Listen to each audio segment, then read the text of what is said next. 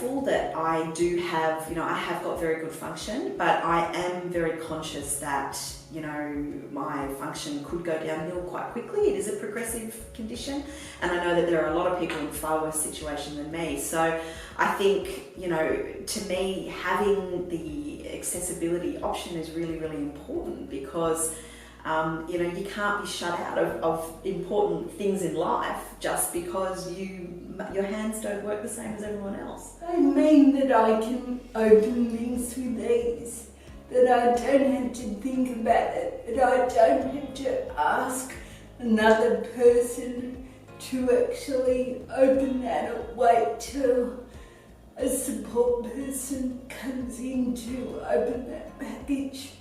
It gives me freedom and choice.